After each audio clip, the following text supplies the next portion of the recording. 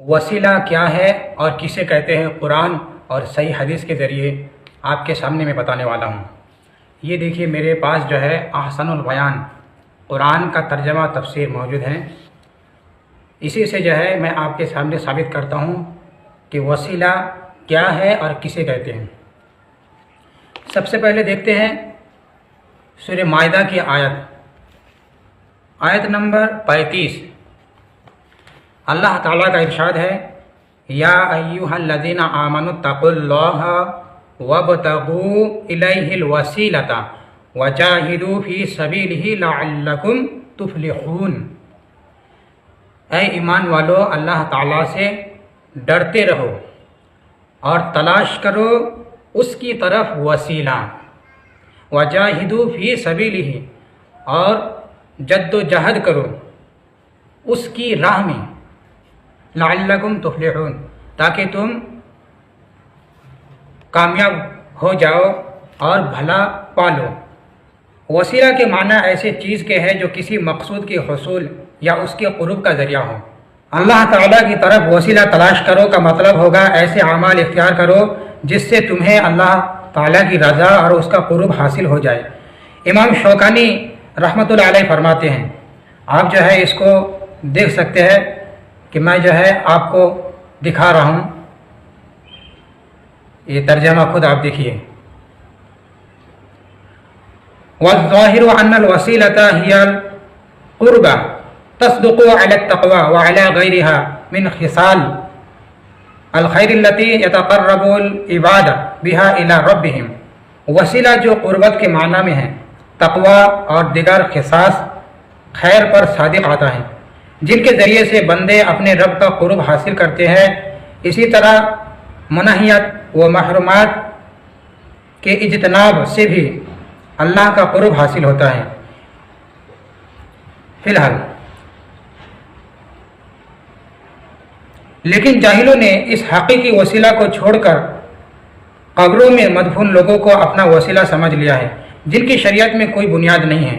البتہ حدیث میں اس مقام محمود کو بھی وسیلہ کہا گیا ہے۔ مقام محمود، جیسے ہم اذان کے بعد دعا کرتے ہیں تو اس میں جو ہے مقام محمود کو وسیلہ کہا گیا ہے۔ نبی اکرم صلی اللہ علیہ وسلم کا ارشاد ہے کہ جو اذان کے بعد یہ دعا کو پڑھے تو اس پر میری شفاعت واجب مستحق ہوگا۔ فرمایا، یہ صحیح بخاری میں حدیث 614 میں اور مسلم میں بھی 384 میں جو اذان کے بعد پڑھنی مسنون ہے، یہ دعا ہے، اللہم رب هذه الدعوات التامة والصلاة القائمة آت محمدا الوسیلة والفضیلة وابعثه مقاما محمودا الذي وعدته۔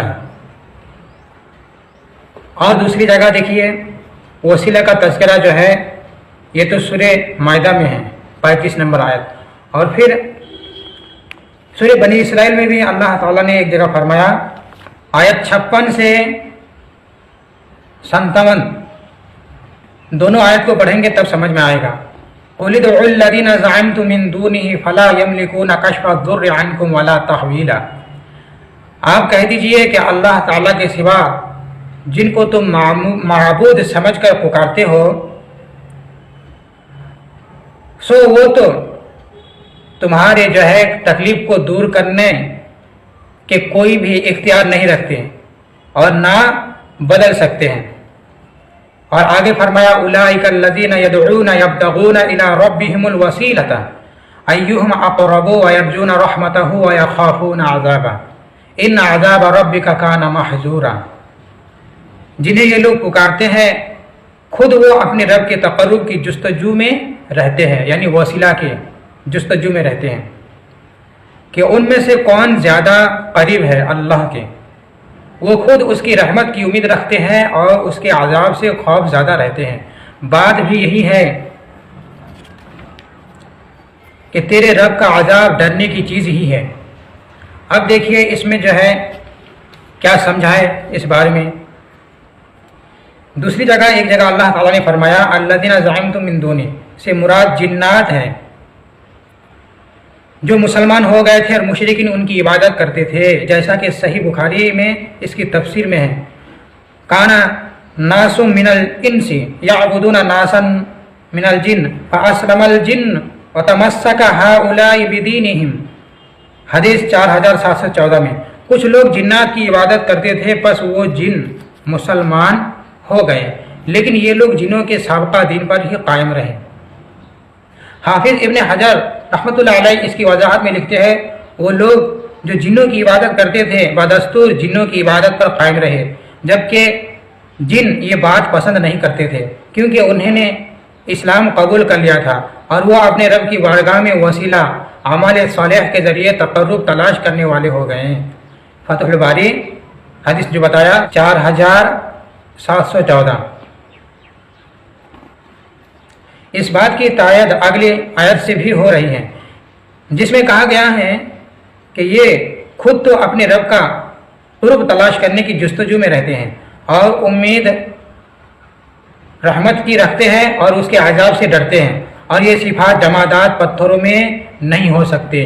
اور آگے دیکھیے کیا ہے، ان دونوں آیات سے واضح ہو جاتا ہے من دون اللہ، اللہ تعالیٰ کے سوا جن کی عبادت کی جاتی ہے وہ صرف پتھر کی مورتیاں ہی نہیں تھیں، بلکہ وہ اللہ تعالیٰ کے بندے بھی تھے۔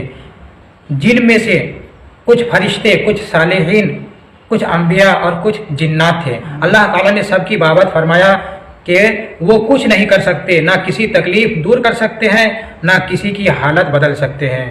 اس آیت کی تفسیر میں حافظ ابن کثیر فرماتے ہیں وَهَذَا الَّذِي قَالَهُ هَؤُلَاءِ الْأَئِمَّةُ لَا خِلَافَ بَيْنَ الْمُفَسِّرِينَ فِيهِ وَالْوَسِيلَةُ هِيَ الَّتِي يُتَوَسَّلُ بِهَا إِلَى تَحْصِيلِ الْمَقْصُودِ۔ تفسیر ابن کثیر 74۔ ان ائمہ نے جو کچھ کہا ہے ان کی بابت مفسرین کے درمیان کوئی اختلاف نہیں۔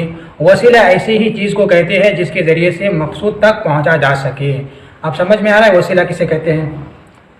نبی پاک صلی اللہ علیہ وسلم جب موجود تھے تو اس وقت جو ہے اللہ تعالیٰ سے دعا کرتے تھے نبی کریم صلی اللہ علیہ وسلم کے وسیلے سے، اور کہتے تھے کہ آپ اے اللہ ہمارے نبی محمد صلی اللہ علیہ وسلم کے وسیلے سے بارش عطا کر، اور ایسا ہوتا تھا، جس کو عمر رضی اللہ عنہ نے اپنے دور خلافت میں قحط سالی دور کرنے کے لیے رسول اللہ صلی اللہ علیہ وسلم کے چچا عباس کا وسیلہ پکڑا، اور ایسا ہوا کہ آپ صلی اللہ علیہ وسلم کے بعد صحابہ نے جو ہے ان کے چچا کا وسیلہ بنایا اور کہا اللہم انا کننا نتوسل الیک بالنبینا صلی اللہ علیہ وسلم فتسقنا، اے اللہ پہلے ہم اپنے نبی صلی اللہ علیہ وسلم سے دعا کرواتے تھے تو ہم پر اپنی رحمت کی بارش نازل فرما دیتا تھا، اور فرمایا وَإِنَّا نَتَوَسَّلُ إِلَيْكَ بِعَمِّ نَبِيِّنَا فَاسْقِنَا،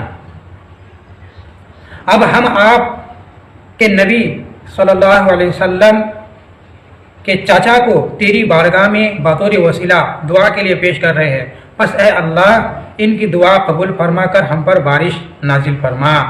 راوی کہتے ہیں قال فیسقون، پھر بارش نازل ہو جاتی۔